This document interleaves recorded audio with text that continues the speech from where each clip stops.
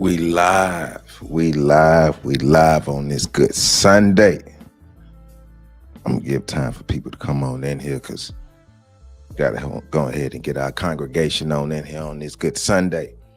This On the Shoulders of Giants pop up live on this Sunday because I got a couple things I need to talk about today. So y'all go ahead and come on up in here while we get ready to get into these stories because it's going down today. We have to do some debunking of some lies about black fathers and got to give an update on what's going on with the Kyron Lacy situation, because I think that we really need to understand what's happening out here right now. We have a situation, first of all, that long-standing tropes, long-standing negative stereotypes, long-standing ideas about black fathers, negative ideas. Basically, what we have been led to believe is that black men don't take care of their kids, and we're here to debunk that. So shout out to the brother, the Medium Man. If you haven't subscribed to his channel, go check it out. The Medium Man, he got a lot of good information, and he uses statistics to debunk his points. He don't just be on here just talking. So we're going to get into that. That's the second half of this video, but that's the most important part. That's the crux of this video. But the first part of this video, the thing that we're about to get into, is an update. So last night, as I was preparing for this, I came across information about breaking news about the Kyron Lacy situation. And if you don't know who Kyron Lacy is, I give a quick update. Basically, months ago, Kyron Lacy was a young man who played football for LSU, Louisiana State University. He was a wide receiver for LSU. Allegedly, Kyron caused a car accident that claimed the life of a 71-year-old white man. Allegedly. And so the police officer framed Kyron Lacy as the culprit to causing the accident and causing the death of the man and fleeing the scene. And then from there, Kyron subsequently ended up taking his life because of the situation. So we're about to get into that, but we have an update on basically from Kyron Lacy's lawyer showing us that they lied on that young man. That young man could still be alive today. That young man, his career and his life was taken from him because he was framed by a police officer. So we're about to get into that. And then we're going to get into this fatherhood thing, debunking these lies about black fatherhood. So y'all make sure y'all hit that like button, comment, subscribe, share. I know this is a pop-up Sunday, but we got to get into it. We got information that we got to give. So first thing I'm going to play is, I covered the Kyron Lacy situation couple months ago. So that's the first thing we're going to play. Going to play my coverage of the Kyron Lacy situation, and then we're going to get into the update from the lawyer. So that's how we're doing it. Then we're getting into debunking this fatherhood stuff. So let's do this. This next story is a tragic story. It's a sad story. It's a bad story that ended up worse. So let's get into it. Subscribe to Pink Book Lessons as well. I'm gonna put the link to her and welcome channel back to the Factor. in the description. Former LSU football player who was facing criminal charges has died in the Houston area. Harris County deputies say 24-year-old Kyron Lacy killed himself during a chase Saturday night in Spring. Lacy was accused of causing a deadly crash in December and leaving the scene without calling police. Separate incident there. Records show he turned himself involvement, stopped his prospects. Joining us to talk about this tonight, therapist Dr. Jasmine Boone, former athlete LaMarcus Newman, and former LSU athlete Kobe Fontenot. So before they get into their discussion, let me give you some more details. So former LSU receiver Kyron Lacy, who was found dead Saturday night in Houston, died in an apparent self-deletion in his car while being pursued by authorities, according to a Harris County Sheriff's report released on Sunday. According to Harris County authorities, police responded to a call from a female family member who said Lacy had discharged a firearm into the ground during a verbal argument late Saturday night. When they arrived on the scene, they learned that the suspect Lacy had fled in a vehicle. Authorities said their pursuit of Lacy ended when he crashed They say that when officers approached the vehicle to extract Laci, he had died from what appeared to be a self-inflicted gunshot wound. Laci was 24 years old, was pronounced dead on the scene by emergency responders. He had been facing criminal charges stemming from a fatal car accident in Louisiana in December. That's what they were just talking about in the clip. We're saddened to learn of the tragic passing of former LSU football student athlete Kyron Laci. LSU said in a statement, "Our thoughts and prayers are with his family and loved ones, as well as his former teammates and coaches impacted by his passing." In the social media post Sunday, Laci's father, Kenny Laci, urged parents to check on their children's mental health from an early age. "Our lives have changed forever, and this will never be okay. But God needed my baby more than he was needed here." Kenny Laci wrote on Facebook, "This has to be the biggest pill our families had to swallow, but I know love and compassion in our families will get us through." Kyron Laci was accused of crashing a car that killed a 78-year-old man on December 17th and then fleeing the scene without rendering aid or calling authorities. On January 12th, he turned himself in to authorities and was jailed and then released on a $151,000 bail, according to the police. The Lafourchier, Louisiana Parish Sheriff Office records indicated that Laci was charged with negligent homicide, felony hit and run, and reckless operation of a vehicle. A grand jury was to begin hearing evidence in the case on Monday, so it was about to go to trial. Got to argument, shot into the ground from his gun, got in the car, fled, police chasing him. By the time they got up with him in the car crash, they found out he's eliminated himself, right? It is with profound sorrow that we confirm the tragic passing of Kyron Laci. First and foremost, that we ask the public and the media give this family the space and time they need to give this unimaginable loss and peace. That's from the attorney. And he was he declared himself for the draft on December 19th. So, and that was 2 days after the initial car crash. So this is an unfortunate incident that happened in Houston, and the young man lost his life. Of course, we're gonna have to stay on this story and get more details to find out more, but some are attributing it to a mental health issue. Or most of the sources that I've come across are attributing it to a mental health issue. Of course, I have to find out a lot more about that, and I will, but this is not good and a sad situation, especially for the Laci family. So that was my video a couple months ago, maybe a month or two ago, when the Kyron Laci situation actually happened, right? And so, as I said, I'll bring you more information. And hey, I have more information. Updating, well, I guess you could say breaking news came out last night. And, it's all over social media. So I decided, I want to make sure I give an update on this, because this is another log on the fire showing how systematic racism works. A young black man was framed for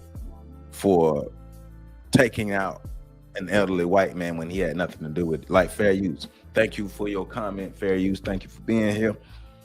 The wreck happened before he drove by.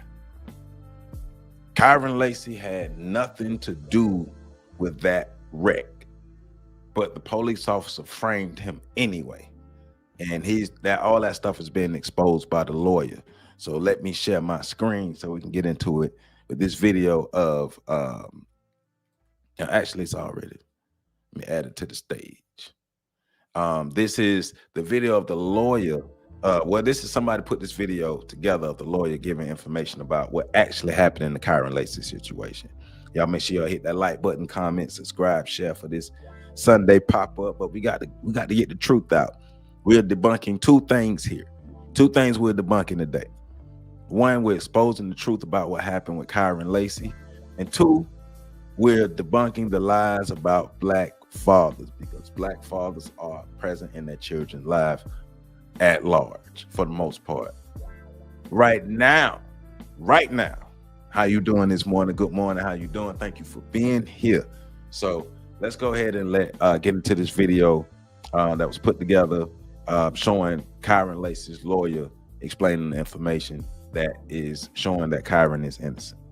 Make sure y'all hit that like button, please. Kyron Lacy was supposed to be the next big wide receiver out of LSU, a 6'2" deep threat with speed, coming off his best season yet. Scouts had him pegged as a mid-round pick in the 2025 NFL Draft, but on December 17, 2024, police say Lacy caused a devastating car crash in Louisiana that killed a 78-year-old man. Investigators say he was driving recklessly, speeding and making an illegal pass in a no-passing zone. Worst of all, they claim he fled the scene without stopping or calling for help. The fallout was immediate. Prosecutors issued an arrest warrant, charging him with negligent homicide, felony hit and run, and reckless operation of a vehicle. Lacy turned himself in, posted a $151,000 bond, and waited for his day in court. But while he was free, his football career collapsed. NFL teams backed away. Scouts stopped calling. Shout out to you right now. Combine, he was preparing for trial. On April 12, 2025, just 2 days before a grand jury was set to hear his case, police say Lacy got into an argument with a family member in Houston, Texas. He fired a gun into the ground and fled in his car. Officers chased him, and when the pursuit ended, they found him dead from an apparent self-inflicted gunshot wound. In the wake of his death, his legal team pushed back. His attorney, Matt Orey, released a huge statement, called the entire investigation a witch hunt, saying it was overzealous and targeted, driven by public perception, not facts. And the evidence would have led to a declination of charges by the grand jury. His lawyer spoke out more today and released the footage of the crash. And Kyron is really far from this crash, bro. I'm gonna watch this full video of his lawyer speaking. Stick around for the full video. Let's go. Olvida todo lo que sabía sobre los juegos de guerra. El juego de acción a gran escala por Thunder te traerá una tormenta. Good to see you, man. Thank you for coming. Let's see what he's saying now. Did you compile anything new? I've got everything. I've got every piece of evidence I have viewed. I've examined every piece of evidence, which includes all surveillance, all body cam footage, and most importantly, the investigative report that was generated and manufactured by the Lafourche Parish District Attorney's Office, according to the data that they obtained. At the entirety of the District Attorney's findings, their findings after their own investigation. That's what we're here today to present. We're going to compare and contrast those findings with the findings of state police, because there's a ton of confusion. People seem to believe that somehow he hit someone in this accident, or possibly even shot through two cars and there was this explosion behind him. I've heard every version possible. This is true. The public perception right now of Kyron Lacy for some people is that he straight up caused this huge accident and just left him in the dust. Yeah, so what you'll see is in the top left of the screen, you're going to see multiple cars just making their way south to Thibodaux, coming from Vacherie. At some point in time, you're going to see the collision, which we're going to know is vehicle number 2 from oncoming traffic colliding with the vehicle of Mr. And remember, Kyron Lacy is in the bright green car. So when you're looking at the top left corner of the screen, Kyron Lacy is in the bright green car that you're going to see coming to the screen, because you've just seen the crash. You've just seen the crash. Now watch the bright green car coming to the screen after the crash, just like fair use is saying. You will see another vehicle come to a stop, and then you'll see Kyron Lacy come to a stop. That's Kyron Lacy's car here. This lime green car here is Kyron Lacy's car, and the accident has already happened. So as we've seen the video, it looks like the impact happens, and then Kyron Lacy is behind him. How far away was he from there? Pretty far, right? That's the beauty of the investigative report that I now have my hands on. We know from data that Kyron Lacy did in fact pass 4 cars. There's no disputing that. Further north, Kyron Lacy passed 4 cars. Further north, so behind Kyron, he passed cars behind him that were on the video that we just saw. Obviously not the cars in front of him. He didn't attempt to pass them yet. He was back in his lane of travel, 92.3 yards, back in his lane behind Mr. Hall. Did you hear that? Back in his lane, 92 yards behind Mr. Hall. 92 yards is far as shit. That's a football field. I know it's kind of crazy to say this, but think about how long a football field is. At the time of impact, he's 72.6 yards behind the vehicles at the time of impact. Keyword, behind the vehicles. That is not how this story was ever painted. Never.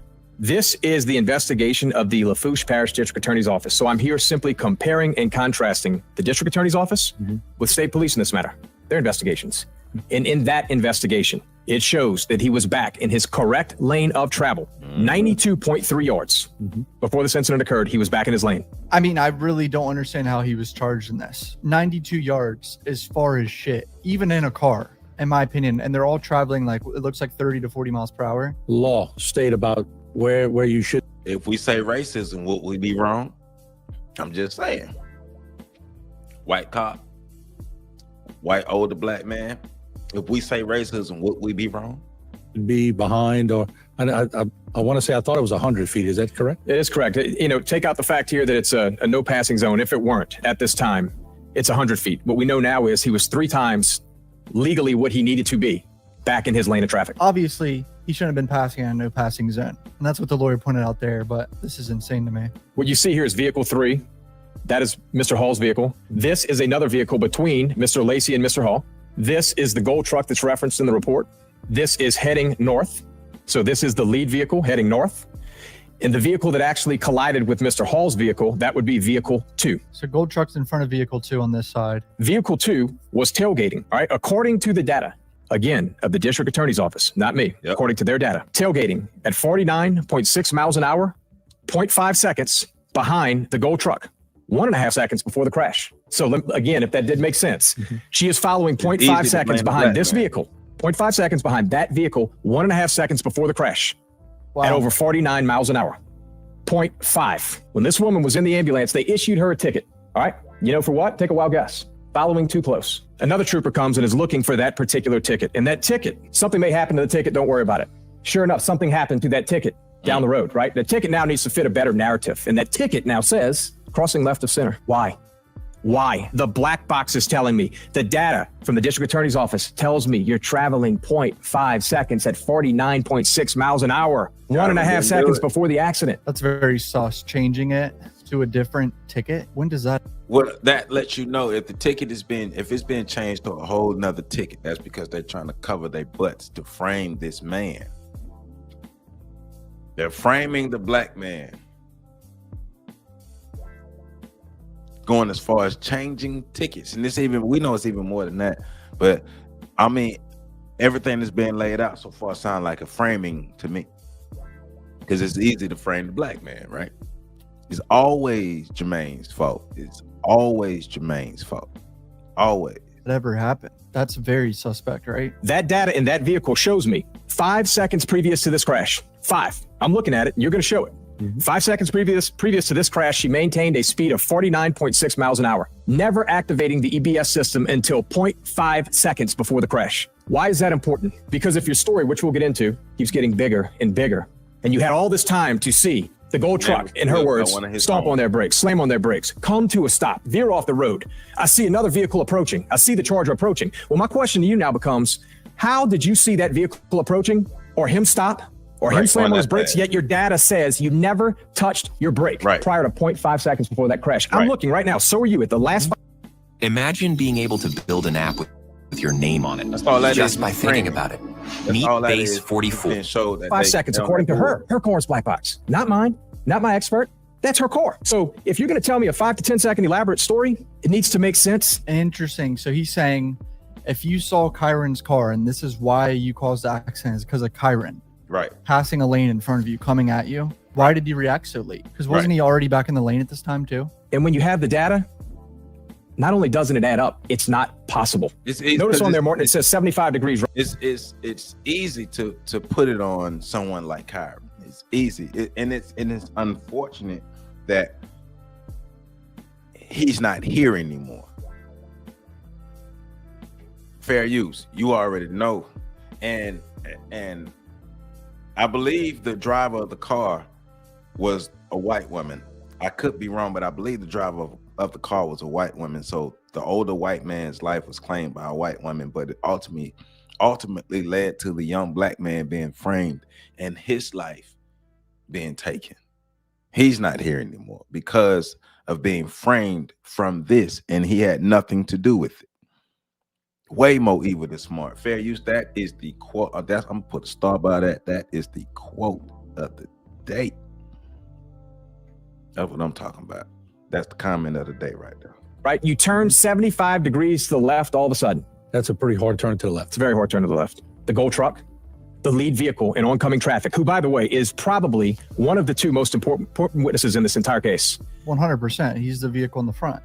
And the oncoming traffic from Kyron. We know now that 2.99 seconds prior to him pulling off the road, he was traveling 28 miles an hour. That's very slow. But let's be very clear right now for the intent and purposes of what we're doing. There are two vehicles that we're talking about right now that are traveling north. The second vehicle in oncoming traffic, which is vehicle 2, their data says she is tailgating. She is. I believe she was a white woman. I believe. Yeah. But we know them. We know how they get down. 0.5 seconds at 49.6 miles an hour, 1.5 seconds before the crash. and you saw her data, 50.3 to 49.6. Yeah, so she stayed at 49.6 until 0.5 seconds, and then there's a variation of less than a mile per hour. He says upon reviewing the body cam video of the trooper from the scene, the following statement was made by, we'll call her vehicle 2, right? I just know the truck was stomping on brakes. The other was trying to pass the other car. I was trying to dodge by not hitting him by coming around. When the trooper asked how fast she was going, she replied the speed limit. He next says, I reviewed the recorded interview and the written statement from vehicle 2 while she was in the hospital on January 3rd, 2025. Below is a synopsis of that interview. In the very first, it says, all I can see is that a car is coming this way and the car in front of me, right before the crash. I'm looking at the pickup truck in front of me. That's all they see for the moment. I'm eating my Funyuns. I got in the middle of my lap and I'm driving. I'm listening to my music. All of a sudden, I see the car get in the other person's lane. The truck, in quote, steps on his brakes. Hold on. Back that up. Just a bit to listen closely to what is being said. It's being read, rather. I got in the middle of my lap and I'm driving. I'm listening to my music. All of a sudden, I see the car get in the other person's lane. The truck, in quote, steps on his brakes. Because I want to the part about the funny. Said something about in the lap. Hold on. I want to make sure we got that. 2025. Below is a synopsis of that interview. In the very first, it says, all I can see is that a car is coming this way and the car in front of me, right before the crash. I'm looking at the pickup truck in front of me. That's all they see for the moment. I'm eating my Funyuns. I got in the middle of my lap and I'm driving. I'm listening to my music. All of a sudden, I see the car get in the other person's lane. The truck, in quote, steps on his brakes. First, so it slows down. But then he does it again, and this time it's really hard. That's when you can see on the other side, the car is trying to get back over. But before he can get over, the truck stops in the middle, like on the brakes, hard. There's another car that runs damn near into the pole. It's either I run into him or I try to get out the way. So I'm trying to get to the dollar store parking lot. Then the other car just comes and slams into me. The trooper asks vehicle 2, whenever you're looking forward, or the cars in front of you, they swerve off to the right before you make your left, or you're looking at a green Charger coming at you. Or, in end of quotes, vehicle 2 responded with, the green Charger came, and then the car behind me, behind them, the truck, the van, whatever. The trooper does not ask any further follow-up questions to get a better understanding of what she was saying for this answer. Now remember, I'm reading what the investigator's saying. When vehicle 2 states the truck stops in the middle of the road, like on the brakes hard, this statement indicates that the gold truck stopped in the middle of the lane and not, in quotes, swerving off to the right. This would also show that vehicle 2 would have steered to the left to avoid contact with the gold truck and not Kyron Lacey. During this interview with the trooper, vehicle 2 made several statements that do not match the submitted report or written statement. Instead of questioning vehicle 2 for more details, the trooper attempted to recap what she was saying, which seems to contradict her statements. Yeah, her statements were all over the place just now. That was so confusing. While doing this, the trooper is the first to talk about the gold truck swerving off to the right. Then when it came to obtaining the written statement, the trooper tells vehicle 2 what to document on the statement as she is writing. The trooper tells her what to write? Is that what he just said? do we have any data what he just said on the gold truck? 2.99 seconds before the gold truck eases off to the road, eases off of the road, Right. He's traveling at 28 miles an hour. Right. That all is in this report. Yeah, that's my question. You watch someone slam on their brakes. You watch them stop. You watched a car chart coming at you in your lane of traffic, but you never thought to just tap the brakes? Really? Data is accurate. The black box is accurate. That says that you never touch your brakes. You never touch your brakes in the last 5 seconds until 0.5 seconds before the impact. That's their data. It's not mine. Yeah, it really doesn't add up or make sense. Man, that's crazy. Like they conspire. They're literally conspiring against Kyron Lacey. We literally have the evidence of them conspiring against him to set him up and make him take the blame for an elderly man losing his life because this lady didn't have her stuff together. That's crazy. Like actually literally working with the police. Like, well, let me say it again. The police is actually working with her to conspire against Kyron Lacey. Wow. But that's what they do. What you say, fair use, they way more evil than smart. That she reacted so late. And she was eating Funyuns? I'm looking at that gold truck. I want to know what they said, when they said it, what were the circumstances, how did this come about? And this is where it really starts tying together. The very first one, what I noticed on the body cam was that the conversation was going on for 4 minutes and approximately 30 seconds prior to the body cam being activated. And of course, when the body cam's activated, I don't know what you said those previous 4.5 minutes. I'm going to be honest. Why are police officers allowed to turn body cam on and off? That should be like a law that body. You're not just a homeowner. You're also a disturbingly low disposal owner. He must be on if they're on the clock. I didn't know that. Honestly.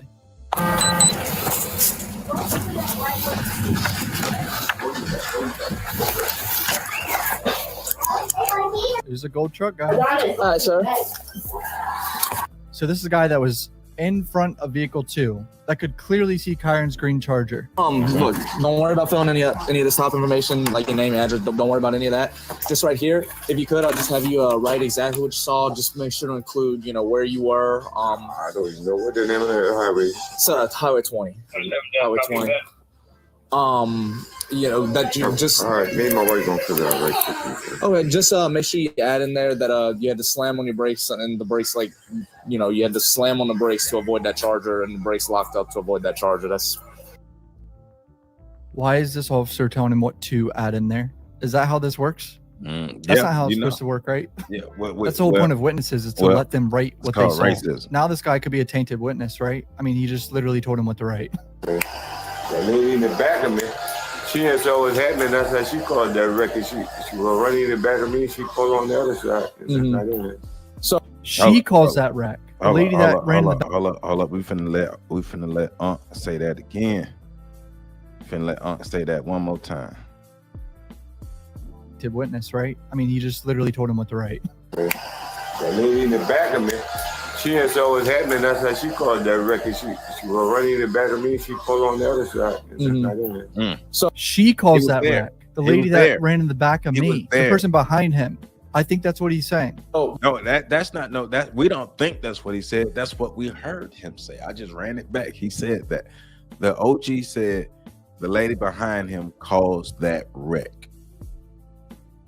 And that's on the body cam, but yet Kyron Lacey is still what? Come on, man. Racism at its finest, man. The systematic stuff.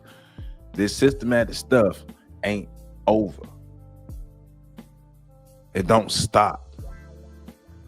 We will always be targeted. But the Charger was coming right at you, correct? And that's why you had to slam on your brake, the head on with you. So yeah, just make sure you include that, and that's very important because we're trying to locate this Charger right now. So just include that in the statement. See, they still looking and I'll read it over, and then I'll be out of here. In that video, you can clearly hear the suggestive nature indicating that I need you to say that you had to slam on your brakes and you had to avoid a Charger. Okay, just make sure you add in there that you had to slam on your brakes and the brakes So when they start, oh my bad, they white. They've been doing that. They are the slave patrol. Slave patrol been doing that. And to slam on the brakes to avoid that Charger and the brakes locked up to avoid that Charger. That's crazy. He's telling him what to write in a witness statement. But then you hear Gold Truck, the witness who's the Gold Truck, what he says. That lady. And he says verbatim. I ain't skid mark or nothing. I wasn't even going for it. That lady in the back of me, she didn't saw what happened. That's how she called that record. She was running in the back of me. She pulled on the other side. Not in it. See? I didn't skid marked or nothing because I wasn't even going that fast. That lady in the back of me, she didn't see what's happening. That's how she caused that wreck. She was going to run into the back of me, and she pulled into the other side. Boom. It seems like the lady behind this Gold Truck guy was eating Funyuns and probably fucking dropped them and swerved or something. Yeah, I mean, but that's what was written down, right? She wasn't paying attention, eating her Funyuns with her little dirty hands and her little stank breath, listening to her little music, not paying attention, speeding, and to avoid the Gold Truck, she ended up running into the elderly man, taking his life and blaming it on Kyron Lacey. And then the police, the little punk ass police officers are working to conspire against goddamn on Kyron Lacey. Kyron Lacey was literally framed by the police. Framed by the police. That's crazy. It's not crazy, but it's just a reminder of the system that we're dealing with, because we're crazy to believe that they won't do stuff like that. Dude, honestly, that's what it seems like. Kyron was illegally passing before 100 yards away. Right. But that doesn't mean he caused an accident 100 yards away. It's just literally like he was in the wrong place at the wrong time almost. I then obtained crazy right now the actual written statement. And this is from the Gold Truck. This is the Gold Truck. Now, after the statement we just went through, notice I've obviously redacted names, addresses, and the cell phone number in fairness to the individual who is Gold Truck number 1 in oncoming traffic. See, the problem with that statement is it is in direct contravention to what was said minutes earlier.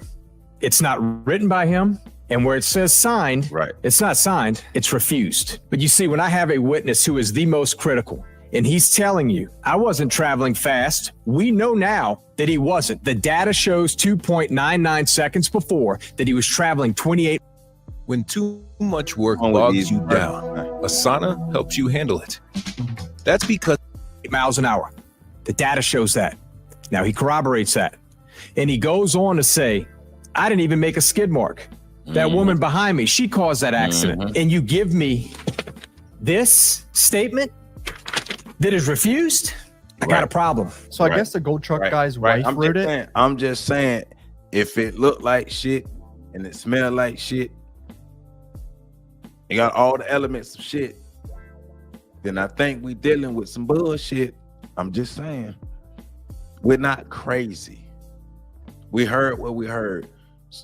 You had him, you coerced him to write down what you wanted him to write down. He didn't sign it, but we heard what he said, which doesn't match what was written that you wanted him to write down.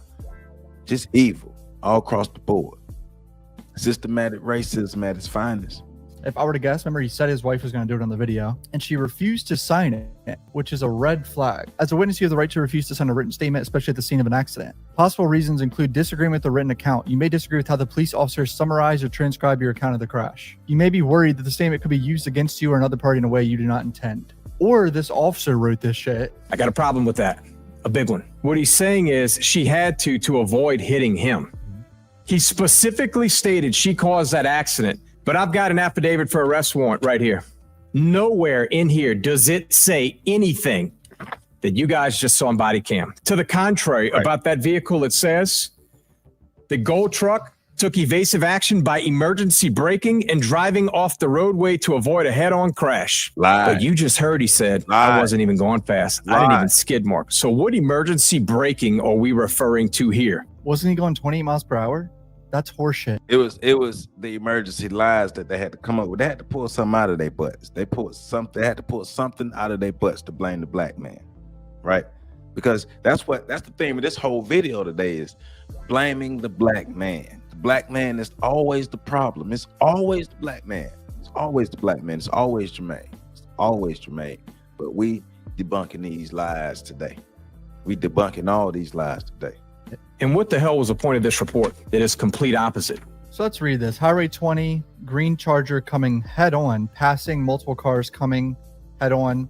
I had to slam on the brakes to avoid accident. I had to veer off road to avoid getting hit. Then I stopped to check on the cars behind me in the wreck. I was traveling north. The Charger was traveling south in wrong lane, 92 yards away. She didn't say what was happening. That's how she called that wreck. She was running in the back of me. She pulled on the other side. So, but the Charger was coming right at you, correct? And that's why you had to slam on your brake, the head on with you. So yeah, just make sure you include that, and that's very important because we're trying to locate this Charger right now. So just include that in the statement, and I'll read it over, and then I'll be out of here. Okay. So is something going to happen to this officer? Because it's all captured. We got all the evidence of you coercing this man to create a statement that was not true. Everything that was written down is not what he said. Like, we got him verbalizing what actually happened. So is something going to happen to the officer? And what happens to the woman who actually caused the wreck? Because there's no bringing back Kyron Lacey. His family need to sue the hell out of everybody involved. Everybody involved need to pay up $25 million. $25 million for every year Kyron Lacey was alive. Run them their money. They need to sue the stew off them people. I'm talking about sue the pants off these people. Sue them so the next 10 generations of everybody involved will live in abject poverty and have to eat bugs off the ground. Because that's despicable. They need to drink pee and eat bugs. That's the future that their whole families need to be relegated to, drinking pee and eating bugs. By the way, the body cam wasn't on for this statement. It was turned off before obtaining this statement. And this is what we get back in the file. This is where Kyron passed, right? He comes here, he passes. He gets back in his lane. Okay, so these are the 4 cars he passed north, and he's traveling south. He's traveling this way, obviously. Don't you know that one of these witnesses that's in this package actually says in his statement that the Charger passed through the vehicle of Mr. Hall and the gold truck and vehicle 2, and then they collided. Oh, come on. I can't make this up. That witness is on fucking drugs. What are they saying? He was so far behind the accident, he did not pass through the cars to cause the accident. This is why witness testimony can be picked apart by lawyers in court, bro. This is Well, come on, man. Let's not act like we don't understand why the witness said that. Let's just go ahead and put 2 and 2 together. The police officers told the witness to say that. Allegedly. I'm gonna say allegedly. Allegedly, the police officers coerced the witnesses to say that. Because that looks like the pattern that's happening here. this is what people just don't get to see. And again, I'm not saying this intentional. I'm saying people commit to a story and they don't back down. You saw it here, but I'm telling you, you guys saw a video. You just saw a statement where somebody tells them what to say. They tell them that's not what happened. They still give me the statement. He's not wrong. This is ridiculous. I can't believe they charged him with this. And now I got another individual who we won't harp into here because it's so uncredible, right? That one individual, one of the 4 individuals here, they say that they were going 30 to 35 miles an hour when Kyron passed him. He did. There's no disputing that. No one ever did, but he was back in his lane of travel. 92.3 yards back in, 72.6 at the time of impact. When they collide, he is 72.6. Before they collide, he is almost a football field away back in his lane. I love how he's saying football field too. It's like the easiest way to basically really get the grasp of how far that is. The pass was 92 yards away. So, he had basically, think about a whole football field. If you've been to a football field, so by the time the crash happens, he's a whole football field away. That's plenty of time for him to stop. If he has to brake, he has to do like an emergency brake. That's plenty of time for him to stop. Think about how long a football field is. I'm sure all of us have been to a football field before. You've been to a high school field. You've been to a college field. You've probably been to a pro field. Think how long a football field is and think how much time and room that is to stop. Kyron Lacy had nothing to do with that, but framed by the police. Even in a car, I know people are gonna say it's in a car. The people he's passing are going 30 miles per hour. That's not disputed. What you can see is another car come to a stop, and then Kyron Lacy come to a stop. But you know what's really interesting to me as well is that there was another passenger in Kyron Lacy's car. They knew this. They have video footage of this individual getting out of the car. Why didn't you ascertain his identity? Why would you not want to hear the person with one of the best views of this incident? Why would you make a call? Why would you simply not bring him in for questioning? Probably because it didn't fit their narrative, or I would imagine that guy didn't want to speak to the police. Probably Kyron's friend or family member. They're probably like, fuck this. Or you talked to him after? Of course I talked to him after. It's exactly what they said. Yeah. It's exactly what they said.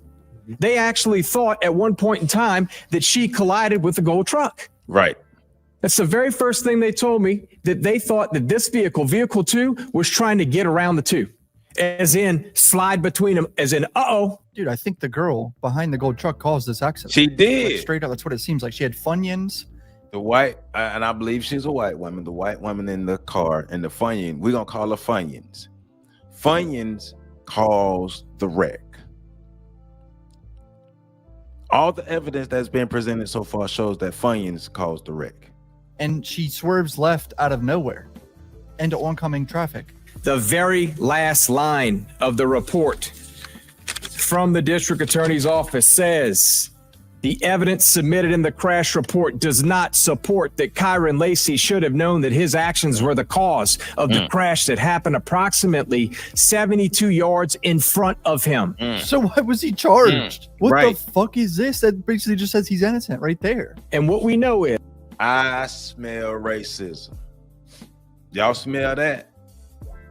I know you smell it. I smell racism. I smell low-hanging fruit, easy to blame, and they did. We never disputed ever that he passed those vehicles. They were in a row, 4 vehicles in a row. We know they were going 30 to 35 miles an hour. He passed them. It was a no passing zone, but he got back in 92.3 yards. He was back in his lane of travel. He was 72 yards. behind at the time of impact. We know that now. He was actually the second car to pull up behind, not even the first. At no point in time did he have to slam his brakes. He wasn't even close to the second car. Dude, this is bullshit. How was he charged for this? If this actually went to trial, he would have been acquitted so quick. He just eased in. He went straight from there to the facility in Schriever for his football practice. Now, he should have probably stopped and checked on people. Had no idea he caused this accident because he didn't think he caused the accident. Right. He didn't cause the accident. Right. Did he? Did he just get through and take off like they suggested? You and I read reports earlier. We're looking at old news reports where they say he actually collided with a vehicle. They did. They actually said he fled a scene. They actually said he came back to the scene. Do you know how preposterous that is? None of that's true. And he sure as hell never split the difference and barely got through. And then there was some big explosion. It's not what happened. Kyron Lacy passed 4 vehicles. There's no question in a row. Nobody ever disputed that.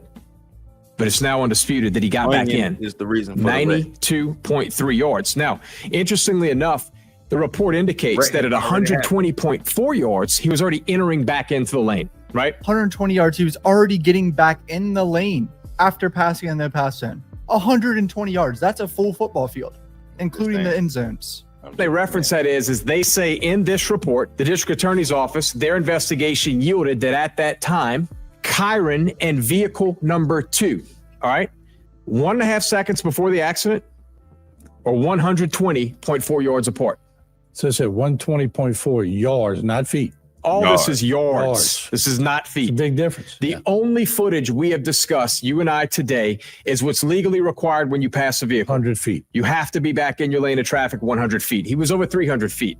I'll be the first to admit that particular law does not say when you're in a no passing zone.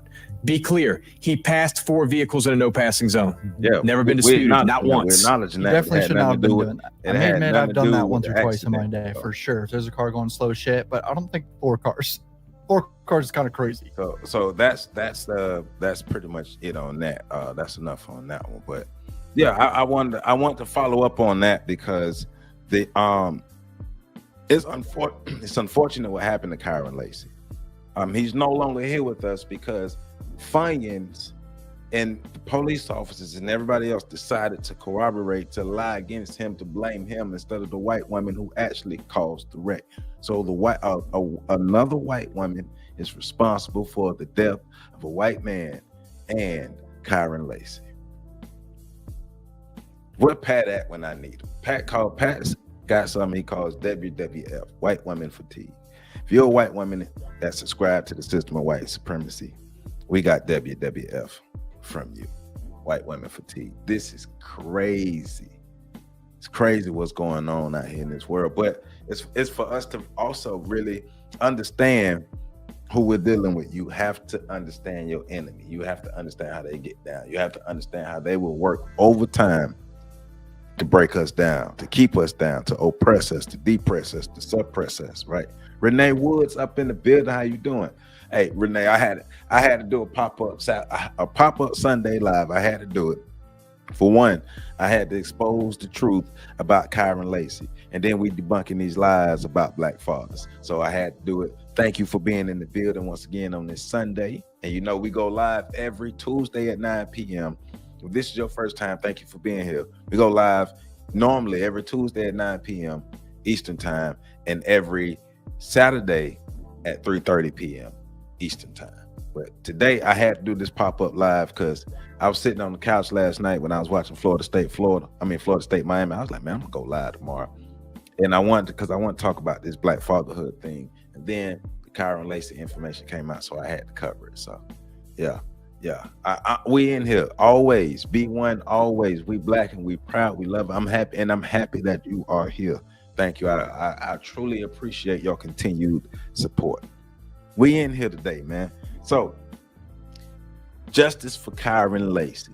Kyron Lacy family, please stew the stew out of everybody who's involved in framing Kyron for taking the life of that elderly man. Funyuns took that man's life. That's crazy. And Funyuns is the white woman who was driving the car, who was speeding, who almost hit the gold truck And to not hit the gold truck, swerved into the lane and hit the elderly man. And then they all blamed it on Kyron. Bullshit. Bullshit. That's crazy, man. Systematic racism at its finest. The police officers are literally telling people what to say to frame Kyron. They're literally telling them what to say. Turning their police cameras, turning their body cameras on and off. Man, get out of here with that fugazi, man. But we have to understand this system of white supremacy and understand how it works. Because like Neba Fuller said, anything else you try to understand will only confuse us, but we have to understand how it works so we can move accordingly, be able to properly protect ourselves. All right. So rest in peace to Kyron Lacy, and I'm glad that we had an update. Now it's time to fight harder. It's time to fight harder. All right. So any new people, welcome to the Sunday Pop-Up Live on the Shows of Giants. You see, I'm Joseph Ward here with my boss. I got me some new oil for my head. I was on FAMU campus the other day, man, and I came across this black guy who had this oil that smelled good for the head and got me shining right, and it smelled good too. So yeah, I'm feeling myself a little bit, you know. So let's get into this black fatherhood stuff, man. Let's get into this black fatherhood stuff, because there's a lot of lies out here. When I was young, I believed some of the lies, right? I believed some of the lies when I was young. I thought that, black men were not in their children's lives. I didn't think black men were taking care of their families because, I was believing the lies. I didn't know no better. Believing the lies, thinking that black men are just out here just making babies. But as I got older and I came across more information, I started actually reading and doing research for myself. I learned that there was only a small percentage of black men who were out here pumping and dumping. And most black men who are fathers are actually active in their children's lives. Shout out to my father and all of the black men who are in their children's lives. Shout out to you, black men. We love you. Like my father. My father's father was not in his life, but my father was overly active in my life, my brother's life, and my two younger brothers' lives. My father is the reason that all four of us were able to go. Me and my oldest brother, we graduated. We were able to attend and graduate college because of my father. And my two younger brothers are in college now. One of them is halfway done. The other one just getting started. But my father has been a force in our lives. Black fathers are very, very, very, very, very, very, very active in their children's lives, right? Very active, right? So you've likely heard the stereotype, absent black fathers, but the truth, the data will tell a very different story, right? According to the Pew research, right, about 96% of black fathers who live apart from their children still see them at least once a month, but we know it's more than that, but it's at least once a month they're seeing their father, they're seeing their children, right? That's higher than Hispanic non-resident dads, and that's about 32%, and comparable to white non-resident dads, right?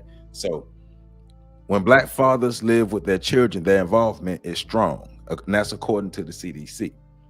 Data shows that black fathers are more likely than white or Hispanic fathers to bathe, dress, or feed their children daily and take them to activities regularly, right?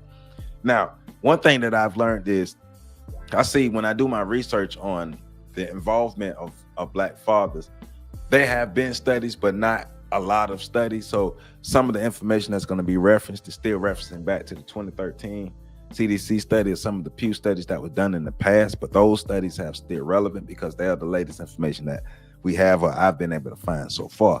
And of course, I want to go deeper into this information, but the main thing is to debunk the lies about black fathers, right? So there's and we need to make sure that we're able to make a clear distinction between unmarried and uninvolved. And that's one of the things I'm really, really, really leaning into today. Unmarried and uninvolved. That's one of the things that, let me put myself on screen. That's one of the things that Charlie Kirk was leaning on. 70% of black children are born to unwed households. And then go on to say that means that their father's not in their lives. No, you idiot. No, that's not what that means. That means that they're not married to the women that they made the babies with. Is that a problem? Yes, that is a problem. We need the black men in the lives. Well, we need babies to be born to married couples. We need, in the black community, we need more babies born to married couples. We need more married couples. I was in a relationship. I'm single now, but you know, that's the goal, to be married. That's the goal, to be married.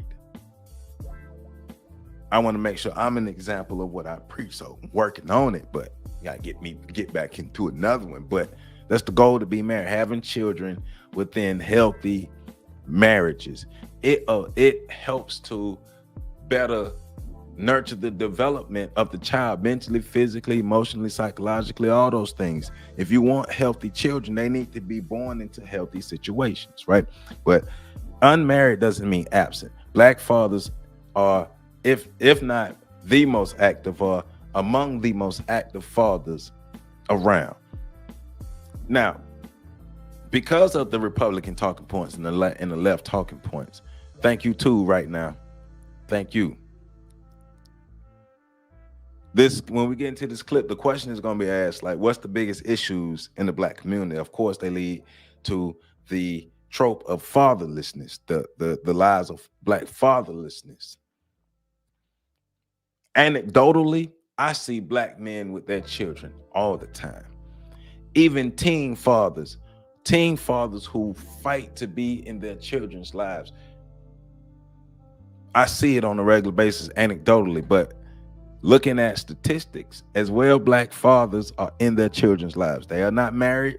Most of them are not married to the women that they have babies from, but they are active in their fathers' lives. That we do need more committed couples. We do, because that affects the development and helps to spur healthy development for the child. So this video is from the Medium Man. Shout out to Medium Man. Y'all make sure y'all go check out Medium Man's YouTube channel, subscribe. He dropped a lot of good information. So let's get into it. Hit that like button, please. Like, comment, subscribe, and share. Let's get it. Let's debunk these lies about black fathers. In your opinion, is the most significant challenge facing black Americans today, and how does it impact society? What you think they're gonna say? We know. Just stop right there. What's the biggest issue that the black community is facing? You know, that lazy ass argument that the black community likes to use. What they about to say? I'm pretty sure y'all know.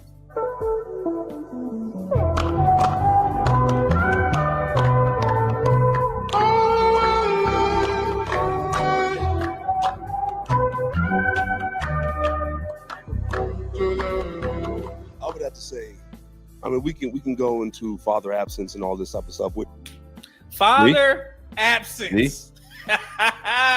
I like that train is never late.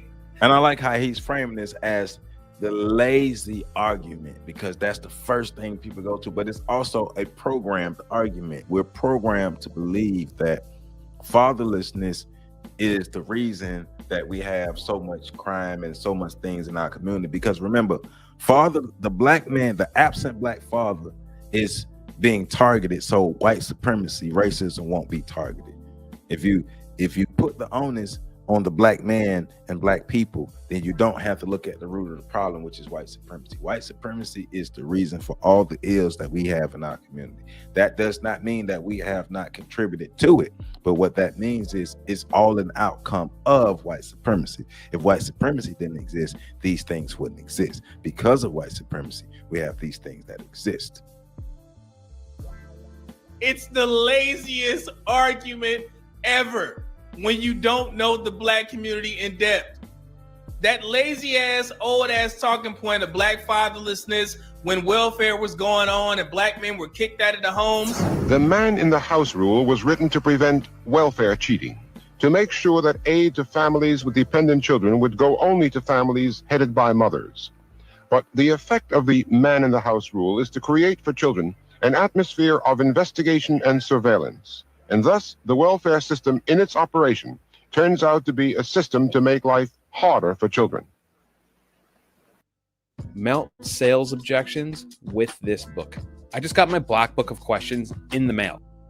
The welfare system helps the disintegration of the American family.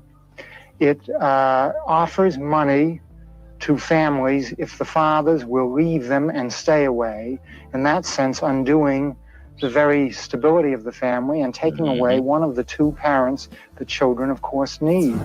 Where have y'all been for the past 60 years? Do y'all think we still in that same position?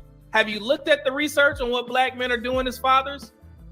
Have you seen how many people have been talking about this for decades? But for some odd reason, the black community is so lazy, dumb, and stupid that they won't do the research for themselves, and they'll rely on people like this to give them their information instead of reading. That's the problem. It's a big issue. Do not have sex outside of wedlock. Okay, that's what the Bible says. So when we start having sex outside of wedlock and start having children, right? And then we wonder around, oh, what happened? Well, you're not adhering to the word of God. Man, but let's not be dishonest. Let's not be dishonest, and let's use our words properly.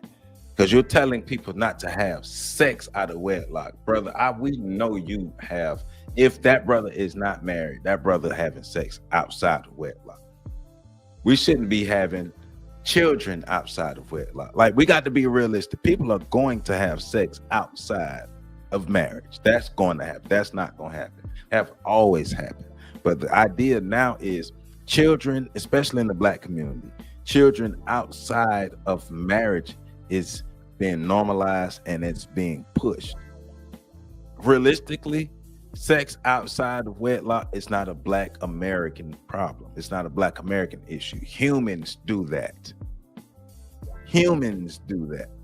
But specifically, if you want to target our community, it's the excessive number of children that are being made outside of wedlock, outside of the marriage. That is the problem. That is one of the problems. Children do need to be made inside the marriage. And one of the reasons I'm gonna stress that, because we're thinking about the healthy development of the child long term. If we want strong black people in our future, they need to come from strong black families.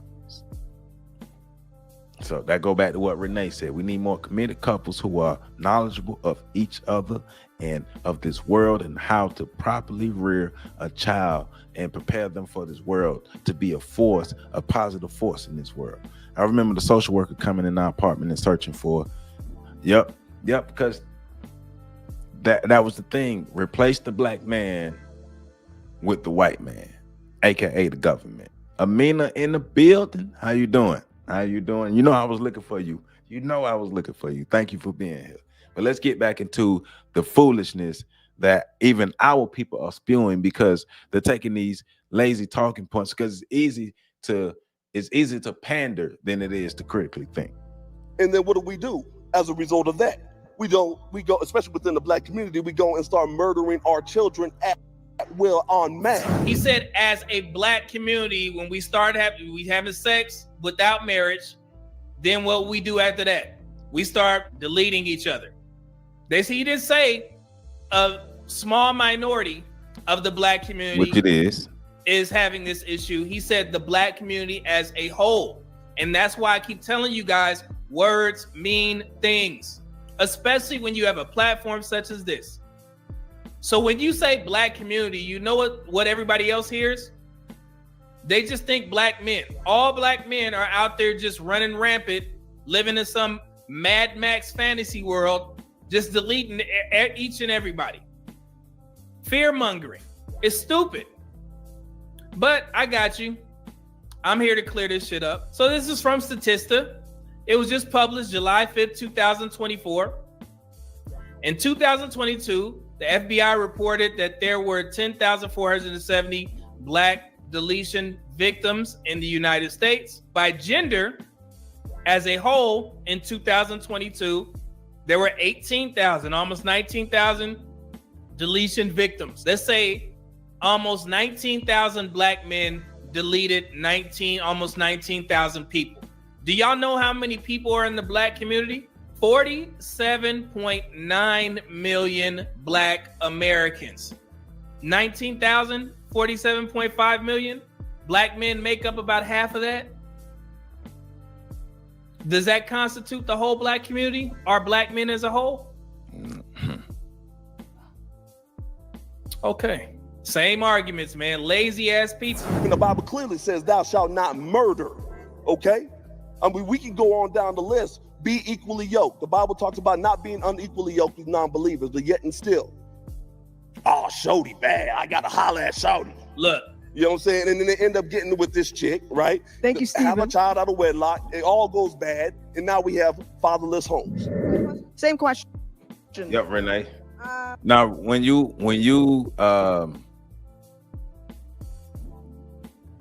this B1's comment made me think about Claudine. Think about the movie Claudine. Hey, we need to watch more movies too, man. We need to watch more movies and break down more movies as well. Like something like Claudine, Spook that sat behind the door. Like we need to do that too as well, just to make sure we getting this learning. But yeah, I remember Claudine, yeah, because it was a great example of what was happening in that.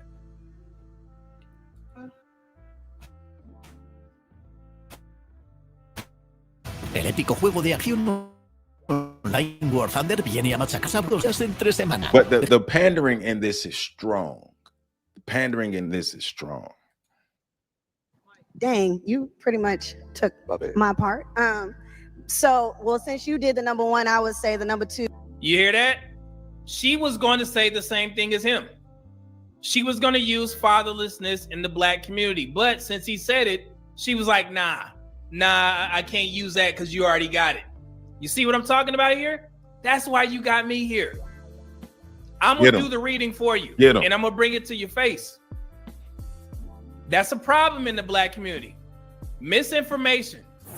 So before we get to these supporting videos, let me just give the black community some background in regards to this black fatherless conversation, so you can take this back to your platforms and hopefully educate your audience. If you guys don't know, an analysis of fertility data among black men and women from a recent 2023 report from the National Center of Health Statistics, using data collected between 2015 and 2019, provides valuable insights into black families. Pay attention, black people who don't read. About 61% of black women aged 15 to 49 had a child, a slightly higher than the 57% average for all women who have given birth. So black women have a 4% difference than all other women in regards to how many children they had. So if you have 100 black women, that means 61% has birthed a child, okay? Black women in the same age group were slightly more likely than all women to have either 1 or more than 4 children than women in general. At the time of birth, only 41% of black mothers were living with their child's father, compared to 76% of all mothers. And y'all got the nerve to talk about black fatherlessness? You see, they didn't say black men, right? We gonna get to it. Stay tuned. Black women were much more likely to have their first child before the age of 25, which goes back to my point when I told you guys that 40% of black women who are attending college have children.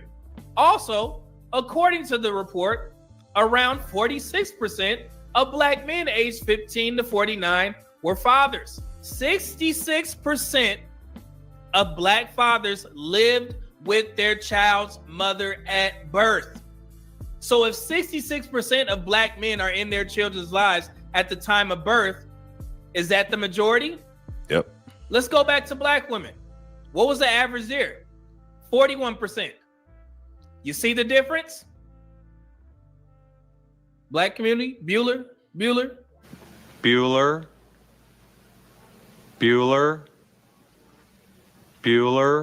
There are some important factors to keep in mind about the black community's family patterns. There are over 307,000 more black women than black men in between those age groups, 15 to 49.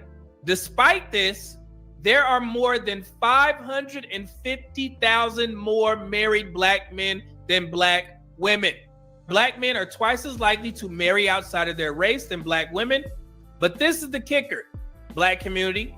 Also, according to the report, there were 1 million more Black women with children than Black men. And see, this is when we're talking about the effects of the CIA, FBI operations called not COINTELPRO, but feminism, the sexual revolution, welfare. Those things come in. Those things, feminism and the sexual revolution directly attack Black women. Welfare and all the other racial elements directly attack the Black men. All three together affected the Black family, right? And so while the Black man was being attacked on one front, the Black woman was vulnerable and being attacked on another front, and that just left the kids there to fend for themselves, right? And so we get to a point to where Black people have literally been programmed to make babies just out of wedlock, justified, but also we haven't learned to love. We've forgotten how to love ourselves. We've forgotten how to love each other. We've forgotten how to exist as a competent group of people. We've forgotten how to hold each other accountable and love each other, just pure love each other, just being able to look at another Black person and see yourself in that Black person. We've forgotten that. And that's because of what has happened to us, the systematic things that have happened to us. Family must be first. Family must be first.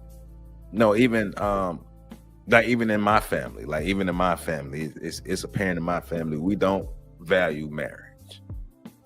We don't. The Black family must divorce. Yes, we got to replace this system. We got to.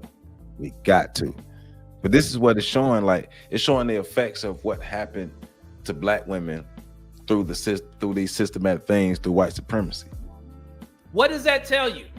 The small percentage of Black men who are having children out of wedlock and men of other races are having children with Black women and not marrying them, which goes to my point from the community post. Black women are just happy to be with a white man or be with another race of man, but they don't put the same stipulations on them, but they will have their children.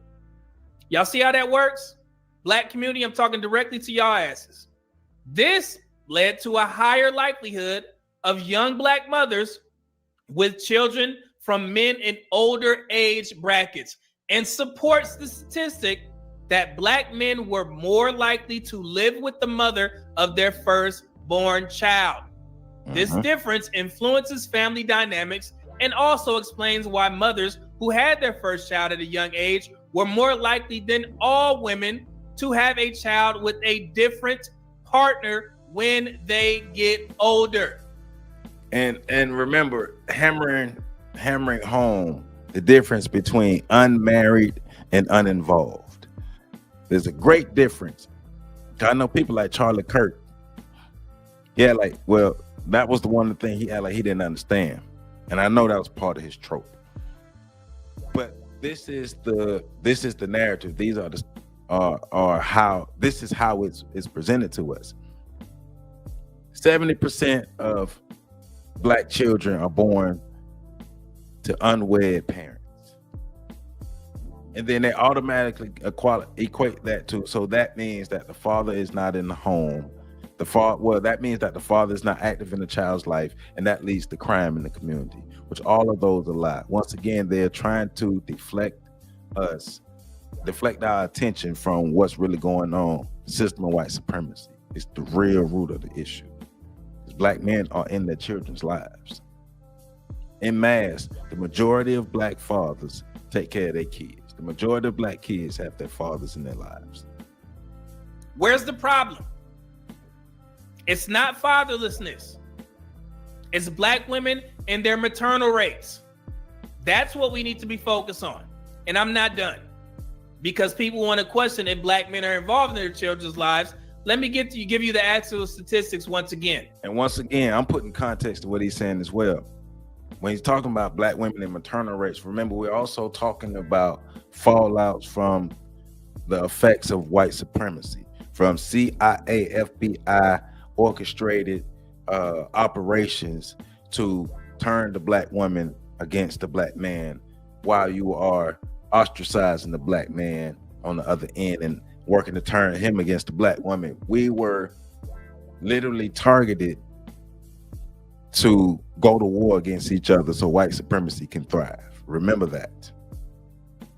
According to the CDC, 58% of black fathers live with one or more of their children, and an even larger majority, 72.7%, of black fathers talk with their children about things that happen during the day several times a week or more, whether they live with the child or not. This is only one example that illustrates how fathers are involved with their children as opposed to fatherhood being defined by living arrangements. Remember what I just said there. Fatherhood being defined by living arrangements. Right.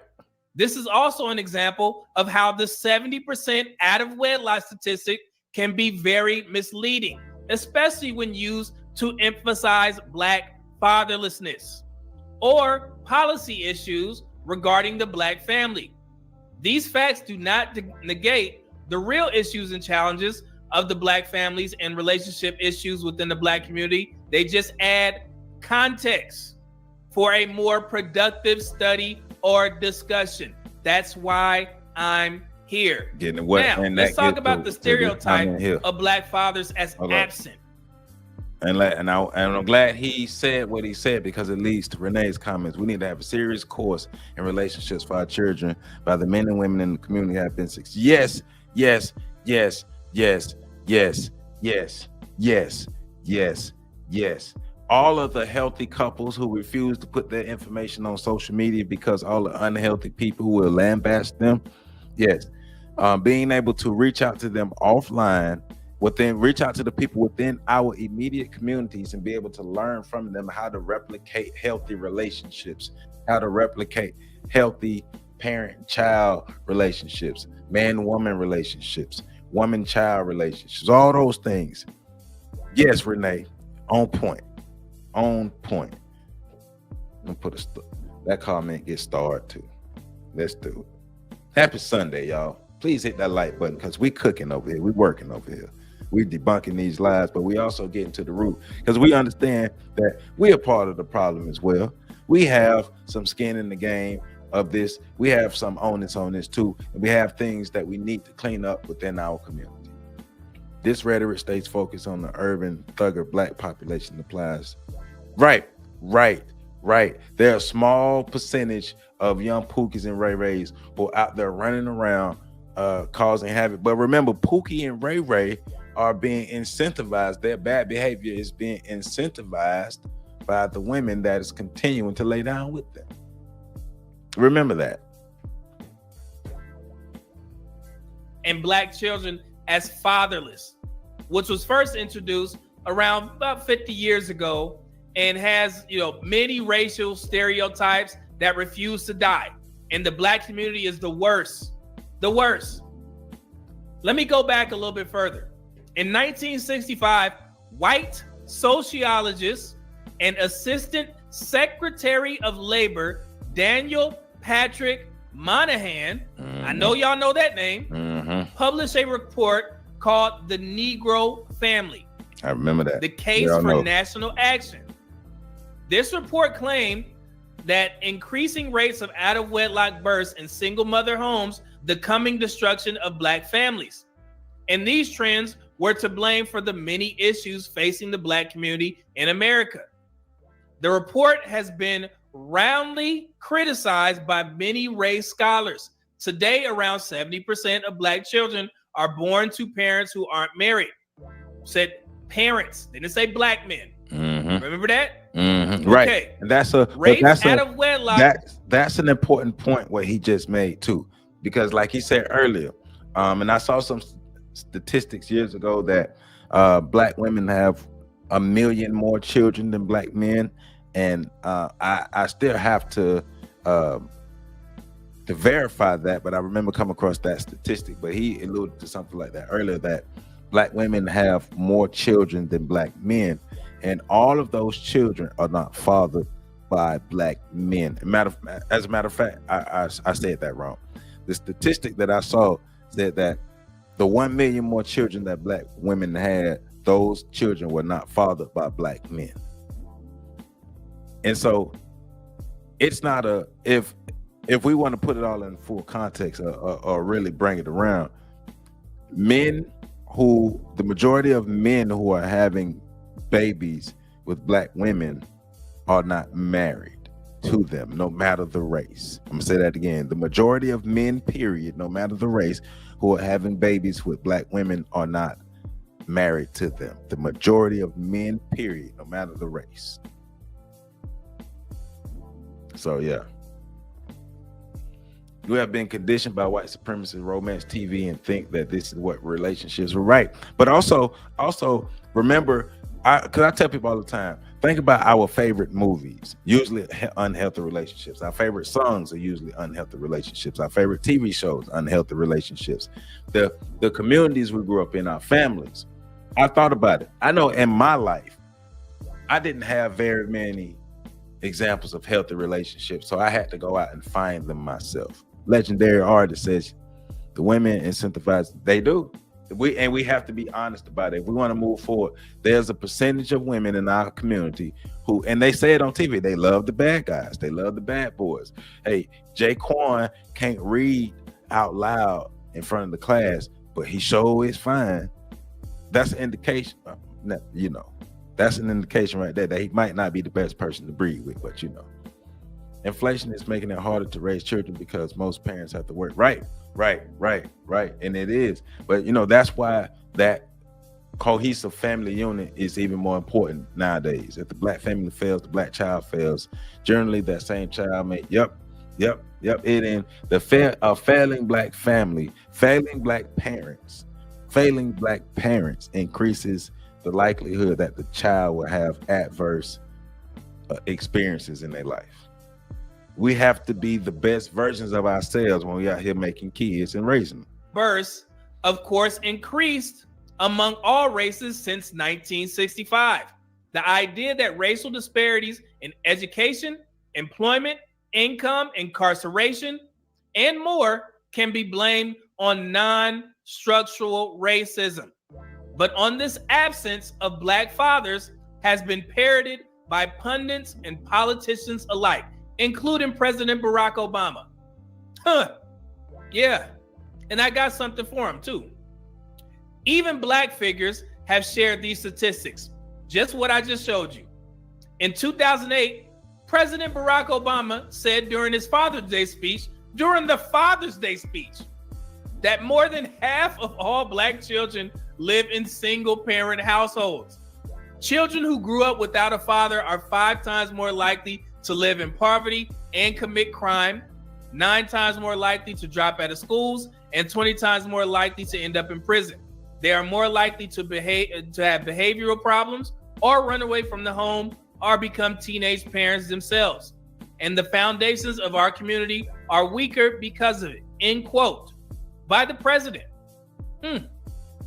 This stereotype ignores clear evidence that black fathers are in fact more involved in their children's care and their lives than fathers of other races. This is the truth. Black fathers are more involved. We cannot equate the number of unmarried dads to the number of fatherless children. A lot of those bad boys, the worst qualities get romanticized in the black community for both black men and black women. The worst qualities are the ones that are romanticized, because the women to be like, I love bad boys and all this stuff, they the best in bed. And the black men, man, I love the crazy girls. The crazy girls got the best stuff. That's all toxic. Don't do that. Where is slavery still legal in America? According to the 13th Amendment, slavery is still legal if you are. There you go. Hey, single fathers out here doing their thing, man. Single fathers are out here doing their thing. We need to give more credence to single fathers out here doing their thing, especially like somebody like Patrick. So Patrick, our co-host here, Patrick raised his 3 sons by himself. I'm gonna say that again. And Patrick was a teen father at the age of 18. Patrick has raised 3 incredible young men primarily by himself. single fathers be doing their thing. Shout out to our black mothers, but also a big shout out to our black fathers. Not unmarried, and being unmarried does not mean fatherless. Right. Okay? Right. And I don't know why the black community don't understand that. Because we act like First of all, marriage rates don't necessarily affect the number of black. Well, and I tell you his point. I tell you why black people don't understand that, because black people don't use critical thinking. Black people have not thought about the things that they're saying. Black people hear something, feel it, it feels true, and then repeat it because the narrative just feels right, and that's the popular narrative, instead of critically thinking or even deep diving like Medium Man or I have done and looking for the actual statistics to prove it. A lot of that stuff Charlie Kirk said, even a lot of stuff Umar said, there are no statistics to prove it. Black fathers living with their children. And second of all, according to a 2013 report by the CDC, black dads, whether they live with their children or not, are more actively involved in their children's lives than their counterparts of other races. For example, the CDC reports that black fathers who live with their children are more likely than other races to provide physical care, bathe, diaper, feed for their young children, read to their children, and help their children with homework, all on a daily basis, than fathers of other races who also cohabitated with their children. Nah, that's real though. That's that prison, that preschool to prison pipeline. But the more underdeveloped people we have in the black community making children, the more that cycle we're going to continue to have more underdeveloped children making. Those underdeveloped children who don't get the proper treatment that they need become underdeveloped adults who create more underdeveloped children, and the cycle goes on, and that increases their chances of being in the system, being in the slave system. You're right, B1. But you know who else said the same thing and they echoed the same points? Can y'all guess? And y'all seen me talk about this before.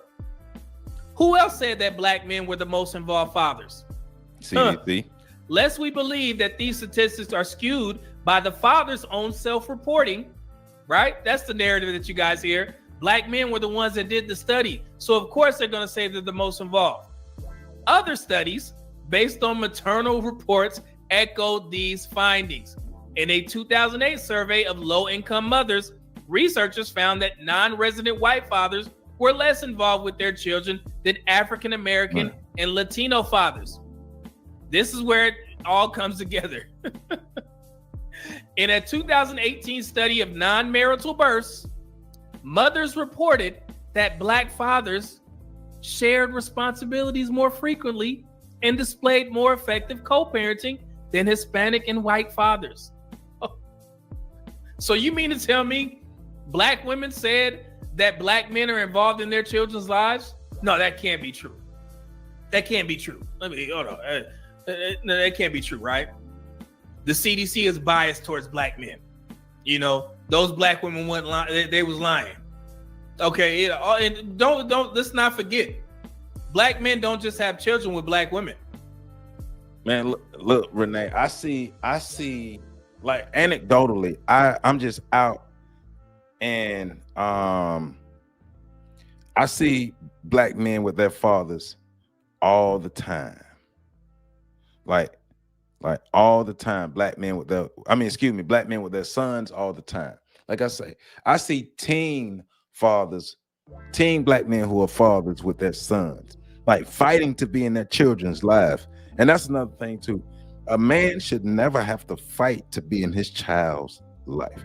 You got a lot of dads being called deadbeat. They're not deadbeat. The mother is just bitter because either the dude moved on and all those things there. So he has to fight to be in his child's life. Any man who has to fight to be in his child's life is in a horrible situation. Why should you have to fight to be in your child's life? Especially when you really want to be in your child's life.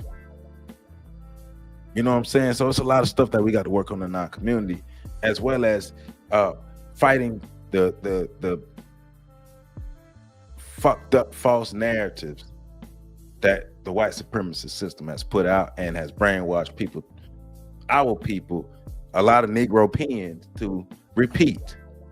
Black fathers are doing their thing for the most part. The ones who ain't, go to hell. If you're a black father out there, you made a baby and you ain't take care of your child, go to hell. But shout out to the ones who are. So all women of other races as well rated black men as the most involved fathers. So there goes that funky ass narrative of black men were the ones that did the self-reporting, right? Caught y'all asses.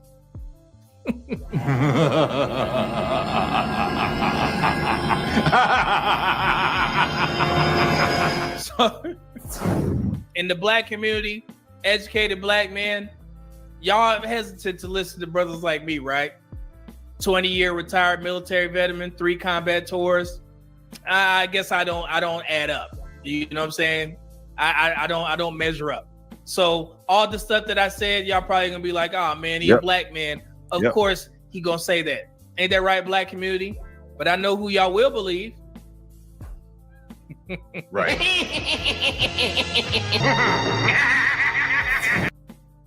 Imagine bringing your side project to life just by thinking about it. Meet Base 44, a complete AI creation platform. Describe what you want. The big lies has even confused our president. And I want you to hear this. It's about black fatherhood. I think the single most misunderstood part of fatherhood today is what's going on with black dads. And I just want you to hear a statistic that he used that a lot of people, to be fair to him, that a lot of people use. If you're African American, there's about 1 in 2 chance you grow up without a father in your house. Okay, about 1 in 2 chance may grow up without a father in your house. The story of fatherlessness in a broad way, I'll get to in a second, but the story of black fatherhood is very different. And no one seems to know this. And this is where Charles Blow wrote about me, as you mentioned, and others have picked up on the book, even though I'm just reporting the facts and doing interviews. In fact, the overwhelming majority of black fathers live with their children. Now, the overwhelming majority of black fathers live with their children. Didn't I just say that and give those same statistics? Let's continue. In general, in this country, fathers who live with our kids, and this busts all the stereotypes, across races, virtually all of us, it's about 98%, take care of our kids in all the major ways every day of the week or at least several days a week. And that includes bathing, feeding, helping them with homework, talking to them about their day. And among that group, black dads are the most involved. Oh, did he just say that black men are the most involved fathers amongst all those groups? Right, that didn't say it. As a white man. So black community, there you go. Okay.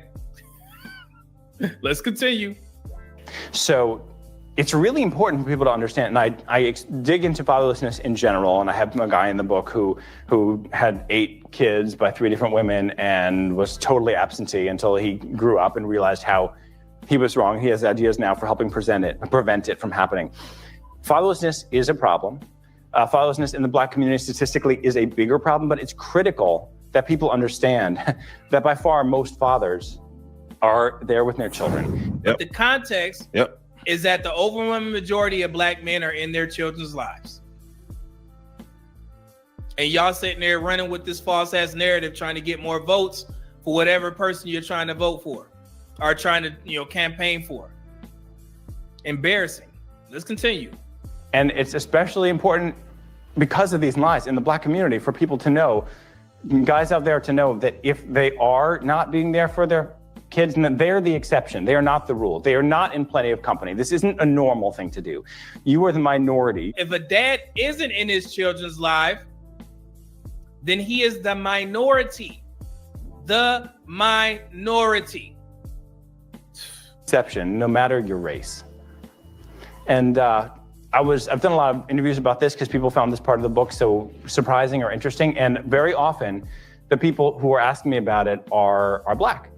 And I was on an interview in something called yourblackworld.net, and they had 3 speakers there. They all said they were shocked. One of them said he didn't believe me, and so they had to go get them the statistics. But did you hear that? He said he was actually doing a lecture or a speaking engagement at this black conference, and the people who questioned it were black people. And to take it a step further, it was actually a black man that he had to go get the statistics for so he could actually believe it. And I told you guys, this is exactly what happens on my platform. I get more black men talking foolery about all this is not true. I just had one today. It happens all the time, like clockwork. So even black men have been so conditioned to believe that we're piss poor fathers. Right. They will even fight me. No. Great point. Hold on, let me put myself on screen for this. It's a good point he made. That's why I started off in the beginning. Even when I was a younger man, even like in my early 20s, I even believed the trope that black men were not good fathers. I believed that. I thought black men were absent fathers. You know, you heard it so much, the absent baby daddy, black men ain't shit, black men ain't shit, baby daddy this, baby daddy that. I even used to believe that when I was young, until I started critically thinking, until I started doing my research, until I started reading, until I started understanding and paying attention to what was going on around me. We even believe that bull. We hear it so much, it's so ingrained in our community that we buy into it. So that's why we always have to question everything and go validate stuff. So yeah. So let me put this back on here.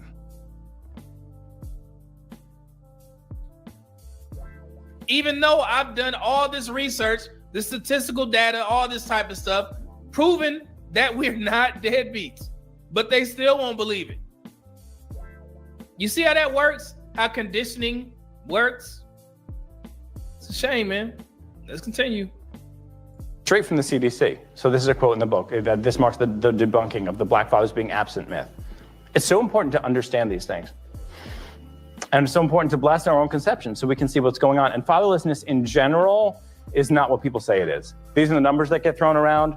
A third of children, there's one article down there, 24 million American sons and daughters growing up without fathers. That's wrong. You're right, hit flick. Here's another one at the bottom there. This says more than 17 million children growing up without fathers. Fatherlessness is a huge problem. All these statistics are wrong. They're all completely wrong. And so listen, now I want everybody to listen to this specifically, okay? This is how statistics get misconstrued. And this is what I taught you guys when we did that statistical education live stream a while back. Listen to what he says, and I'm gonna explain it to you if you don't hear him. Here we go. And just so you know, the reason that I know this is that I looked at the actual facts. What they're all doing there is they're looking at living arrangements.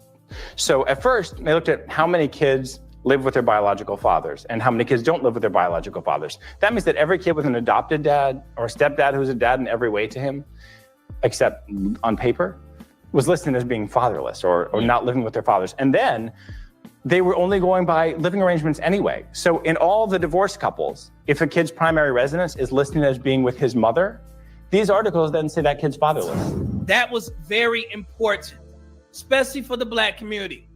He said that when a black dad is like a stepdad or he adopts children, that kid is still considered fatherless.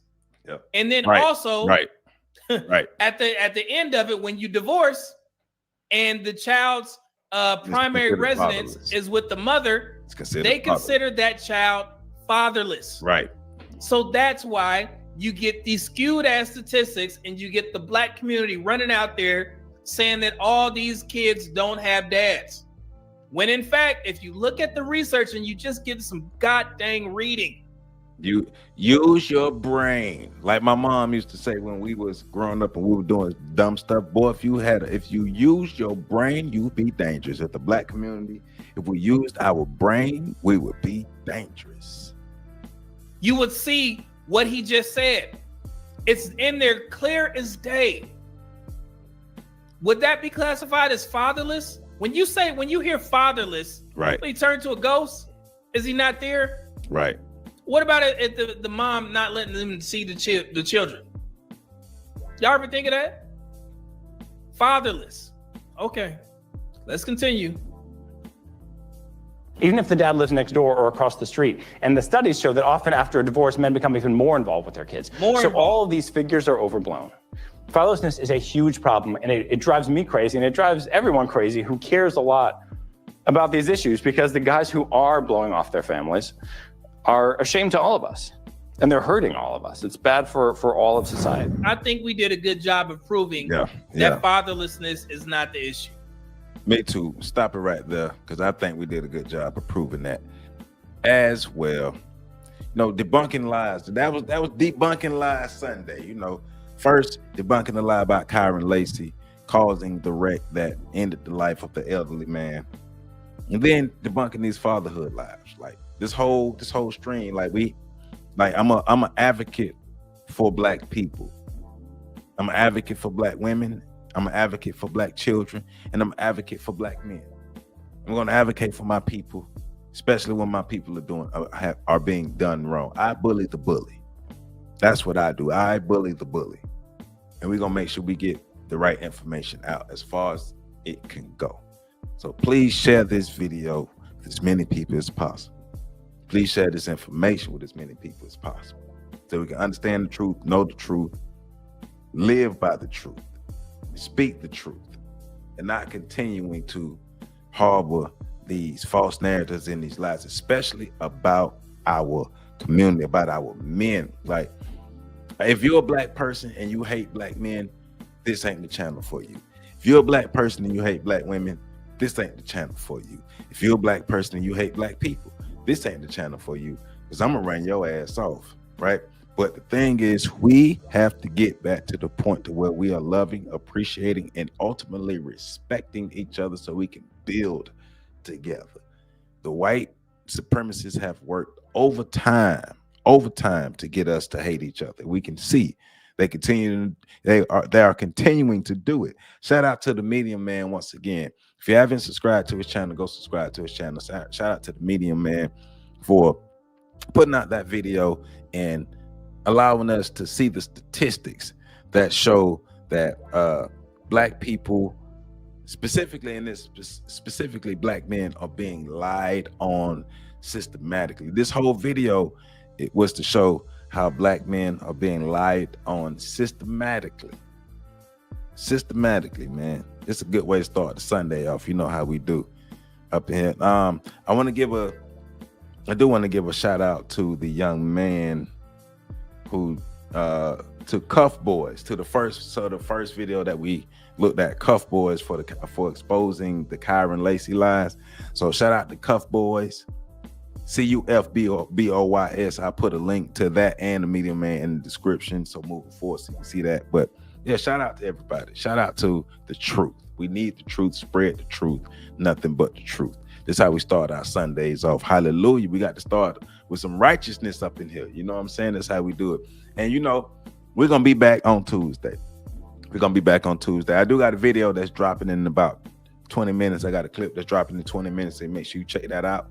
So shout out to B1 always, Renee. Shout out to you, Hit Flicks. Shout out to you. Thank you all for being in here right now, 2024. Thank you, Jason Reels Network. I appreciate you as always, my brother. I am Legendary Artist. Thank you for being in here. Amina Muhammad, as always, you know what it is. Renee Woods. Who else? Fair Use. Thank you for being in the building right now. So everybody, I appreciate you all, and everybody who tuned in, everybody who dropped a comment, everybody who liked and shared this video. Thank you all. Happy Sunday. Y'all make sure y'all go enjoy y'all Sunday. And I'm about to go watch these Dallas Cowboys lose another game. So see y'all later. See y'all on Tuesday at 9 p.m. Tuesday at 9 p.m. I'm gonna see y'all.